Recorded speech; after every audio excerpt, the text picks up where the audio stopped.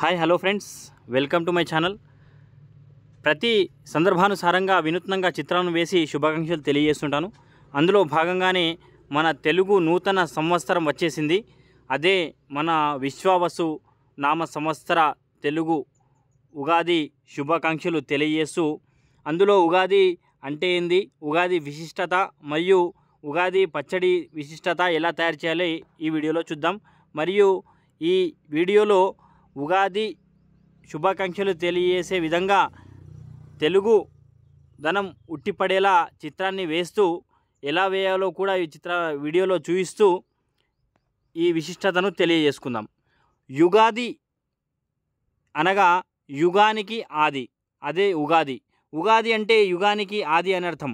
అందుకే ఈ పండుగకు యుగ ప్లస్ ఆది, యుగాది లేదా ఉగాది అని పేరు వచ్చింది. తెలుగు పంచాంగం ప్రకారం వచ్చే చైత్ర శుద్ధ పాడ్యమి నాడు కృతయుగం ప్రారంభమైంది. కాబట్టి ఆనాటి నుంచి చైత్ర శుద్ధ పాడ్యమి రోజున మనం ఉగాదిగా జరుపుకుంటాం. కాలక్రమేణా అదే ఉగాది పండగ అయింది. ఉగాది వెనుక ఒక చిన్న కథ ఉంది. అదేందో ఒకసారి చూద్దాం. శ్రీ మహావిష్ణువు వేదాలను అపహరించిన సోమకుని వధించి ఆ వేదాలను బ్రహ్మదేవునికి అప్పగించిన శుభతరుణాన్ని పురస్కరించుకొని విష్ణువు ప్రీత్యర్థం ఉగాది పండగ జరుపుకోవడం ఆనవాయితీగా వచ్చిందని పురాణ ప్రతీతి. సృష్టికి ఆది ఉగాది. అలాగే చైత్ర శుక్ల పాడ్యమి నాడు ఈ విశాల విశ్వాన్ని బ్రహ్మదేవుడు సృష్టించాడు.